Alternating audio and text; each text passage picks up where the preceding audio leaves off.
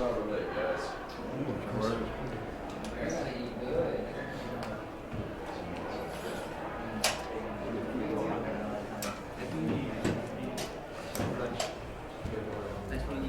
Back sliding right here. Front. Put you next to me.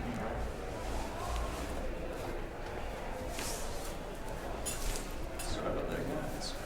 Everybody's order? I can take your order really quickly. You do that? The menu is right in front of your napkin.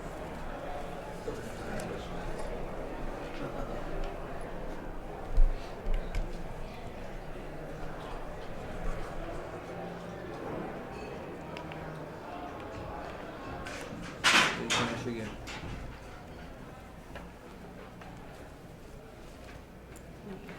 Let's see what this is. To start? Please. Caesar's. Sure. We do want dessert?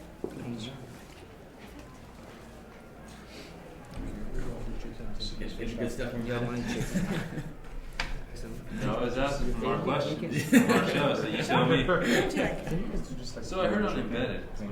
Yeah, from Of course. No salt? You want some sort of starch with that? I need just some bread, but I can get that. Any more? Is there any other recipes? Steamed vegetables or something? Sure, we could do like steamed spinach, Brussels sprouts, asparagus. Yeah, that sounds good. Steamed spinach sounds good. Steamed spinach? Of course. Yeah, no salt on that. No salt. Yeah. Just make that special, no added salt. No Not a salt. problem. Yeah. And for you, sir?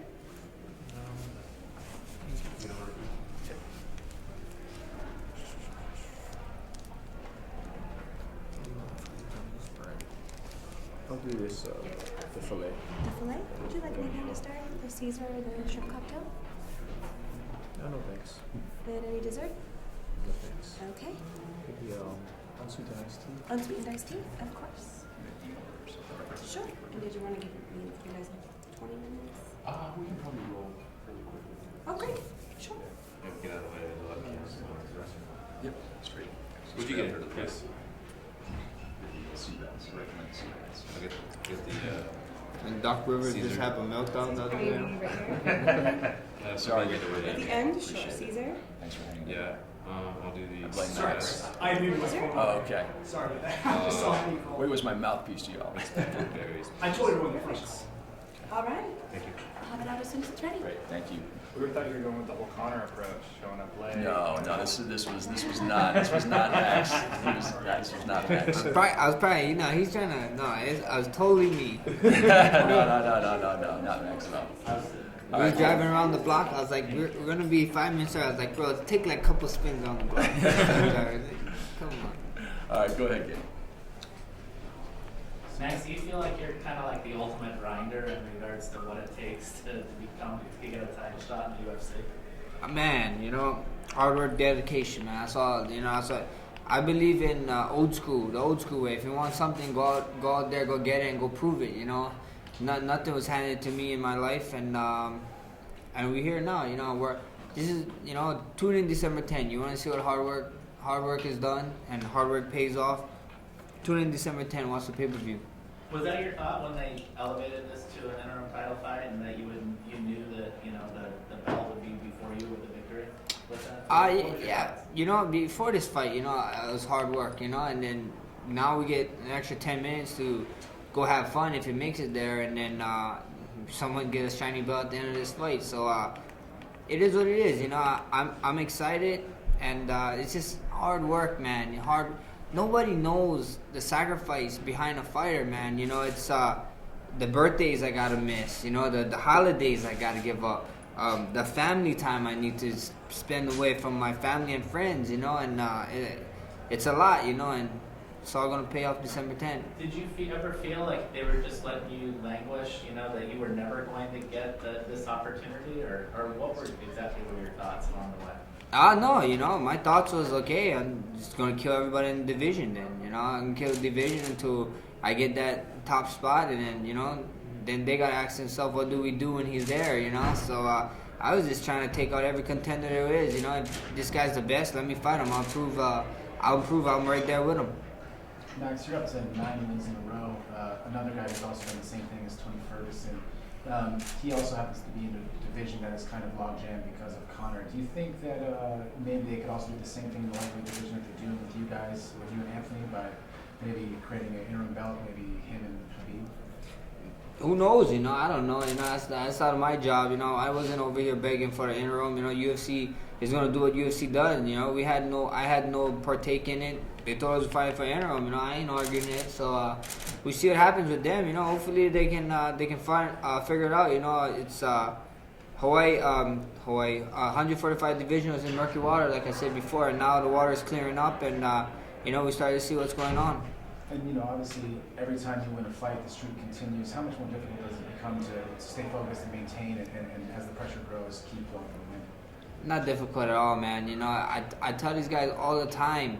I don't care about this 9-fight win streak. Every fight we go in, me and my team, we know we 0-0. You know, we're looking to become 1-0. You know, it's it is 9-fight win streak or whatever. I can, you know, this window of fighting is tiny. We have this small window of fighting. It's like maybe 10 to 12 years if you're lucky, you know, and past that if you're luckier and blessed or whatever. But it's, you know, we fight for this small window. You know, I can sit down when I'm done fighting. I got my grandkids, I got my son. Then I can talk about this streak and whatever. But right now, you gotta forget about the past, and everything is present. Everything is present. And I'm here in the present, and you know, I want to make sure that I don't stumble over my own feet. That said, Max, with your 9-fight win streak, you're mentioned alongside other names like Anderson Silva, George St. Pierre, Royce Gracie, who also have long streaks. Does that mean anything to you? You know, I try not to. You know, I try not to let it. But you know, when you get put at names like that, you know, it's remarkable, and those are legends. And you know, I'm only 24. I turn 25 this upcoming Sunday, and to be talking about amongst them right now at this age is great. You know, it feels great. But imagine when I come their age, you know, and whatever. So, you know, I always wanted to leave a legacy. I always wanted to be a legend in the sport, and you know, I think I'm taking the right steps. But you know, right now I can't focus on that kind of stuff. I just let that thing take care of itself. All I can take care of is one fight at a time, and that's what we're doing. What do you think of the matchup against Pettis? You know, the matchup is great. You know, it's a fan favorite. It's what fans want to see. But every time I go out there, you know, I either go out there to finish you, and if you don't get finished, I'm making people wonder as why is this guy in there at Max? You know, make this guy look easy. You know, that's what I try to do. So I think the matchup is great. But December 10th, tune in. We got some stuff up our sleeves, and I can't wait to show. Hey Max, this morning I was listening to you on the radio, and you were telling Heidi Frosty and Frank that after you lost to Bermudas and then McGregor, you realized, oh crap, I gotta get my stuff together because, you know, I might be getting my walking papers. What exactly is it that shifted? Was it, you know, a change in your camp and your mindset? What exactly was that? You didn't really expand upon it. I think the main thing about that stuff, that being said, is my mindset. You know, I got some of the best coaches in the game. I got some of the best teammates in the game. You know, people just don't know us yet. We still a small group out in Hawaii, you know, and I think so. After December 10th, they're gonna see. But the main thing is my mindset, man. My main coach, my head coach, and the guy I always go to is Ryan Lazares, man. And the way he looks at stuff, and the way he breaks down stuff, and the way he make me think is probably the main thing, you know. Like a lot of us was like, oh, this and that, and we own this and we own that, you know. It's just my mindset, you know. He made me think outside the box. He made me sit outside the box and think and put on people's shoes and see how this guy feels, see how that feels, whatever. So it's mindset, man. This whole game, everything in this game is mindset. It's mental. There is a physical pick in, but you gotta be mentally ready for this stuff. And with your last loss, you know, being 3 years ago against McGregor, were you disappointed that, you know, he's left the division and you may not get that rematch? Not at all. You know, like I said, man, my birthday's in a couple of days. I'm growing. My body's growing, and you know, and that's the plan. The plan was to kill everybody, take out all the contenders, no whining, you know. And I get my shot, take down, and ask who's next, you know, and see what happens. You know, first things first. I got Pettis, but you know, a McGregor fight can happen anyway. You know, he said 155, 170. I recently said I'll go heavyweight if you wanted to fight a heavyweight. I'm Polynesian, you know, I'm Hawaiian, and us boys can get big, you know, so we see what happens. And speaking of Hawaii, I know you like to represent your roots. Did I hear you right? The custodian from your school sings your walkout song? That's his son sings my walkout song. Yeah. Oh, nice. So when I was in elementary, my walkout song is Hawaiian Kickboxer by Moki Boy, Yeah. and his father is also named Moki, and he was the custodian at my elementary. I remember him, and then his son is the one that sings my walkout song. So it's super cool, keeping in Waianae from Hawaii, and the guy's from my hometown. So and the song is Hawaiian Kickboxer, and everybody know what Max Holloway loves to do. So it was a match made in heaven, I guess. As a Hawaiian kickboxer, you've had some impressive performances in the octagon, but you've still yet to record a fight of the night. What is it about the matchup with Anthony that you think that the two of you can draw out a potential fight of the night performance? It's what I said. I ain't trying to go for the fight of the night performance. That means that guy was my equal. And I don't want no equal in here. I go out there and I make people wonder, why is this guy here? Why is this guy in? Why did they match it with this? This is a horrible matchup. Max is making this guy look easy. That's what I plan on do. And when you get fight at night, that means you two is equal. You two is competitive. I don't want it to be competitive. It's either me, I'm doing the damn thing, or finishing you, or making you look easy. That's always my game plan. Go in there and show a new Max Holloway every fight. And obviously, if you have the chance to become the featherweight champ, and you've fought Conor before, at what point do you think it's appropriate to ask for a super fight for for the next step up, as it's kind of become a popular thing these days? We see what happens. December 10th, like I said, man, we got Anthony Pettis, and after Anthony Pettis, you got the undisputed guy, and then after that, we see who's next. Who's left. And that's the thing. You look at my record. You look at these guys that I fought. My streak. A bunch of them is stood in the UFC. I think almost everyone is stood in the UFC with my streak, and then a bunch of them is in the top 10 or top 5 or something like that. So my last couple fights, all the guys is in the top 5. I think my last 3 or 4 fights. So we see what happens. We see what happens. That's the UFC to figure out, and I do my job, and if fans want it and the money's good, then why not take it? You're not the only Hawaiian in the 145-pound division these days. BJ has dropped down to 145. What are your thoughts on BJ coming back and taking the fight against a young up-and-comer like you? We see what happens. BJ proved that he was a champ. He was a champion 2 weight class. So he did some great things for the sport, legend in the sport, and we see what happens. It's kind of, we see the old school versus new school in that January fight, and I'm excited for the guy. Hawaiian and all of Hawaii. I got my boy Yancy Madaris coming up. We got Russell Doan, Louis Smoka, and I'm here with Anthony Pettis, and hopefully we all can make strong cases and get that hashtag UFC Hawaii rolling. And there's a nice little stadium in Hawaii. A little stadium, Dana, Ari now, the newest stuff, and it look good if there's a guy with a belt defending it in there.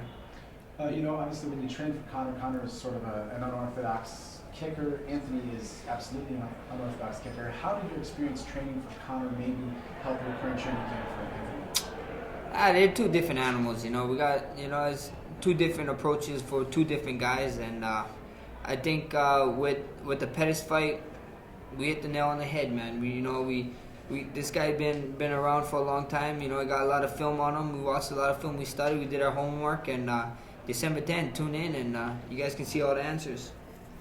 Were you able to bring in someone who can mimic his style in your camp? Yeah, we got a guy. This guy named Martin Day, man. Remember the name? He's coming up, and he'll be in the UFC shortly. He should be in the UFC soon, and he was my Anthony Pettis for this camp, you should say. You mentioned if the money's right earlier.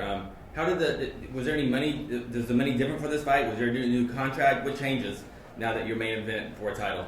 The money's better for sure. You get to fight for a title, you get the main event, and money gets better for sure. So yeah, the money was good, and I ain't complaining. I got a bump in my pay raise, and we're here. We get to do the damn thing, and one of us get to be champion. And December 10th gonna be a great night to remember. Does the bigger paycheck, does that change any motivation at all, or?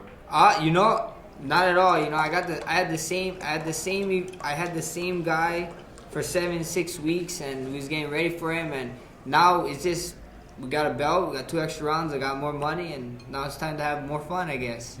Speaking of the 5-round fight, there's been some talk for a couple of years now that maybe title eliminators or co-main events could be 5 rounds. Did you ever really always want to have 5 rounds with Anthony? And what do you think about, preparing guys to go towards the title to fight the 5 rounds? Man, we stay ready, man. Me and my team, we stay ready. Shout out to my boy Maki Bitolu. He fights December 9th on top of Victory Fight Pass. He's fighting for the 170 belt. And I was in his camp, and we was getting ready for 5s with him. I had to help him get rounds. We all help each other. We all help each other get better. And I was getting ready for 5s anyway. So if we gotta do 5s, we gotta do 5s. Look, I'm a professional, and it's what we do for a living. And you want to live this championship lifestyle, you gotta do it. It comes with the training, it comes with the media, and so on and so on. So you want to live this lifestyle, you gotta do it. Featherweight division in the last 18 months has really become a very, very focused division. Obviously, tons of competitors, tons of challengers. What do you think it says about the sport that it took really like 5 years for the division to really become so competitive, and then obviously the other lighter weight classes that are still developing, like bantamweight and flyweight, that are continuously growing and getting tougher?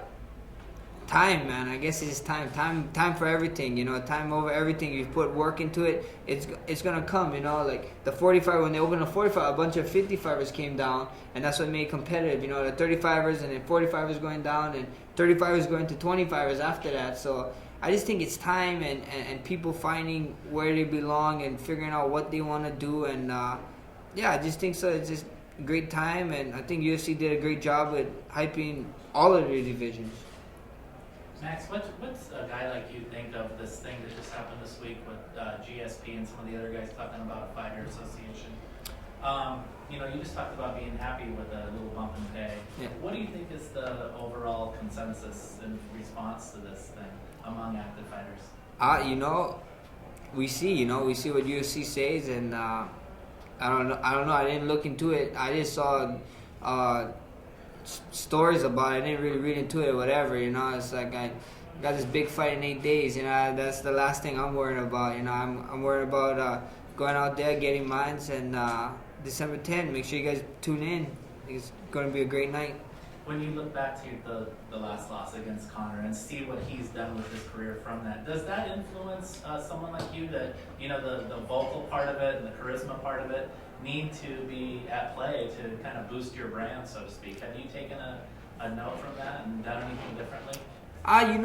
People is complain about that and this and that, but it takes a special human being to do that. And Conor's doing it, and he's special. You can't hate on the guy, and if everybody could do it, then everybody would be doing it. It took him. He can do it.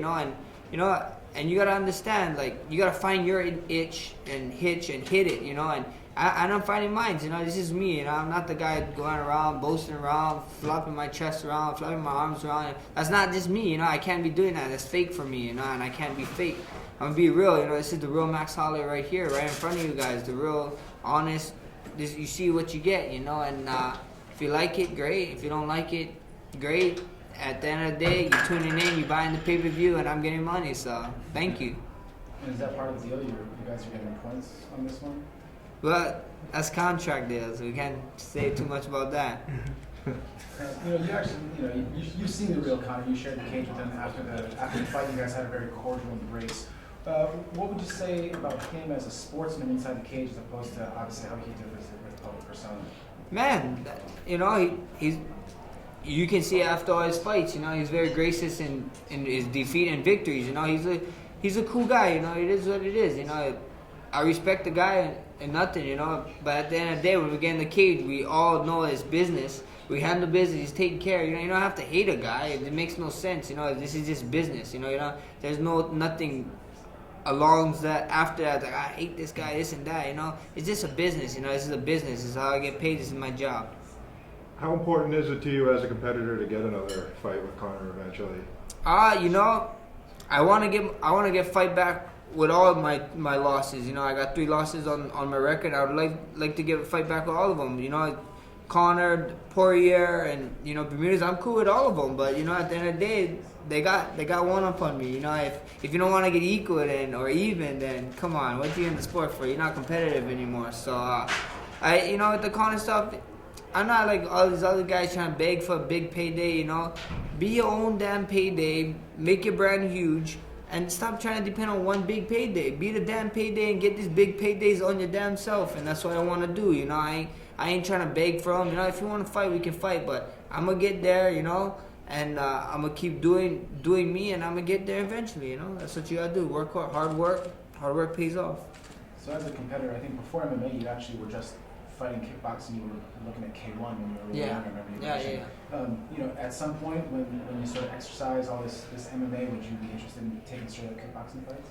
Yeah, we see what happens, you know. We see if a kickboxing show comes out and starts killing it, you know. So who knows? You know, I wouldn't knock it out. I always want to, you know, go in there and not worry about having to take someone down. But that's the beauty of MMA, you know, because you can be like, hey, I can change it up. You know, this ain't working, so let's go to this, you know. But I always wanted to just do a kickboxing fight. Kickboxing is fun, man. I love it. That was my first love, and definitely that's not off the books. Yeah, Conor always had the ambition of holding 2 belts. Assuming everything goes your way, and you were to go up a weight class to challenge Conor, I mean, do you want to try to earn 2 belts, or does that matter to you, or would you, assuming you get the featherweight belt, would you give it up before you go up a weight class? Man, who knows? I would love to do that. You know, if I had the, like everybody hates on this guy for what? You know, if you had the opportunity, you know, damn straight you would take it. You know, so if I had the opportunity, yes, you know, right. It's history. You know, let's make history. I want to make history. I want to break history. Like I said before, Conor McGregor set this bar, and bars is always meant to be broken. I'm trying to break it. You know, and if you're not trying to shoot or break it, then you know why you in the game? Then why you just trying to? I ain't trying to just be this guy, you know, just chugging along. No, I'm trying to be the leader of the pack, and that's what I plan on doing. If I get the opportunity, damn straight, I would want to fight 2. Give me 3, you know, let's do it. You know, let's make history. Cool. Max, you know, you've always fought at 145 in the UFC, but you came in when you were 20 years old. You're almost 25 now, so your body grows and changes. How has it become more difficult to make the cut? And then, obviously, I know that when you fought Clay Collard, he missed weight. What are your thoughts on guys that miss weight, especially you shared the cage with Oliveira, and there's been some issues with guys like Kelvin Gastelum and John Lineker? You know, like you said, I'm growing, and with the whole miss-weight thing, with the Clay Collard fight, we actually agreed to 150. He said he couldn't make it, so to save the fight, I was on short notice fight. I would have made 45 though. It was good. The 45 cut for me is still easy with me growing. Like I got this guy right here. He's always on it. I got my nutritionist, my auntie, and my uncle, Mike's Bill's Fire Grills over there in Oahu, Hawaii, in Kapolei, and they make all my meals and they keep me fresh. But the Clay Collard fight, we accepted it at 150 and to save the fight, whatever. But you know, missing weight is it's just crazy to me. You know, it's we're professionals here. You know, this is what we do for a living. This is your job to actually do the actual real job is to make weight. You know, as a part of your job. So you need to make. That's like you guys coming here with no cameras and no notepads and no voice recorders or whatever. You guys just interview me and trying to remember everything I say. No, you know, you need something to document it. So that's our job. Our job is to make weight, and you know, it's just silly. Do you think the penalties are not severe enough that guys keep missing weight? I think allowing guys to keep it missing, you know, like 1 time, you know, okay, 2 times, okay, but anything after 2, it's like, really, man, like, wow, what are you doing, you know, like, you need to go up or figure something out, because it's pretty crazy, you know, this is our job, man, you know, it's that's how you step into the cage to fight. You need to make weight, so, I don't know, yeah, it's kind of frustrating, man. I don't know what it is, I don't know how to pick it up, but, you know, 1 time, it's okay, but when you start getting to like that 3 or more times, like, come on, man, you know? You know, the UFC Melbourne show, they did not do the morning weigh-ins. Oh, yeah. Do you know in Toronto if they're going to do the morning weigh-ins? I do not know. I think they will be doing the morning weigh-in. So. And does it matter? How much does it matter to you having the morning weigh-in versus having to wait until the afternoon? Oh, I love the morning weigh-ins. You know, the morning weigh-ins, I think you shouldn't be missing weight. They give us a 2 or 3 hour time frame and be like, hey, look, you guys can weigh in from this time to this time. So you can cut accordingly and then go show up and make your weight, you know, and make some, well, and then you get longer time to do rehydration. So that's always great for us, at least. They took away the IVs and stuff, you know. I wasn't really big on them, but I didn't know why they took it away. And I figured out that you could actually like mask drugs and stuff. I was like, holy shit, that's crazy, you know. That's why they took that away. So So thank God they took that away. But yeah, they give us naturally rehydrate more hours, and then when you got that 4 o'clock weigh-in, it's like, okay, you guys need to be down at 1 o'clock, and so the cut correlated to that is kind of crazy because it's like, okay, we gotta be down here 1 o'clock, but we don't step on the scale to 4 o'clock because we gotta check in with doctors and do all this. It's hectic, you know, and it's like I'm already cutting weight like 10 pounds. People cut like 10 to 15 pounds, you know, and we're all dehydrated. We gotta do interviews. I don't want to talk to no one, you know, and this and that. So now this early weigh-in is freaking great, man. I love it. And how's your experience with USADA been this camp? How many times were you tested, and did everything go smoothly? I mean, everything went smoothly. I actually got tested right before I came out. One of the tests was right before I came out, and it was good. You know, they're on your time, so I can do whatever I want, and I just gotta follow me around to pee and stuff, and which is hard because they make me drink a bunch of water, and I'm like, man, just come in the morning, please. I gotta piss in the morning, and then they make me drink this bunch of water. I'm all bloated, but I love it, man. You know, clean up the sport. One thing that people don't get is like you can kill someone. So why would you want to do performance-enhancing drugs? And you can really hurt someone. You know, you can hurt someone already, and now you 10 times, 100 times multiplying of killing someone and seriously hurting someone's livelihood. This is what they do for a job. You know what I mean? And you want to go out and do that? That's a shame. So I like USADA. I like what UFC is doing with USADA, and I'm grateful for them. Do you feel you fought opponents who were cheating? Yeah, I don't know. You know, I'm not gonna blame no one. You know, but it speaks for himself. You know, you see all these guys that was all big before USADA came out. They're kind of deflating now, and then you see guys like me who's small, and then I'm getting bigger. So you know, damn straight, I ain't doing shit. You know, I ain't about that life. Anthony Pettis has been a big name in the UFC and in MMA for quite some time, but he was in the lightweight division, so maybe not on your radar. When exactly did he appear on your radar, and what were your thoughts when he dropped down to featherweight? You know, actually, I knew him for a long time. You know, I watched those guys like Jose from WEC days, and you know, in one of there's this magazine called MMA H.E.A.T, and in one of my interviews, I said that, you know, my future, like my ideal fights would be like against Anthony Pettis and Jose Aldo, and then and now we hear 5-6 years later, I get the shot to fight Anthony Pettis, and then if everything goes good, we might get a shot to fight Jose Aldo. So you know, it's great. You know, it's a great competition. Like you said, he did a lot for the sport. He's on a Wheatie box, for Christ's sakes. You know, it's like that's a huge deal. You know, and it's cool. You know, it's cool to fight a guy with a name like that, and we see what happens. Like I said before, people would always compare me to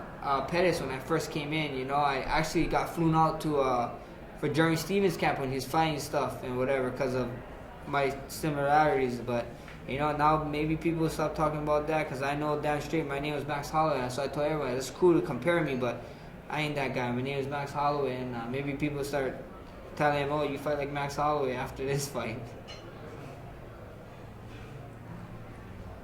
All right. Thank you. Thanks, Thank you, guys. Thank you, sir. I think they're bringing entrees in right now. Cool.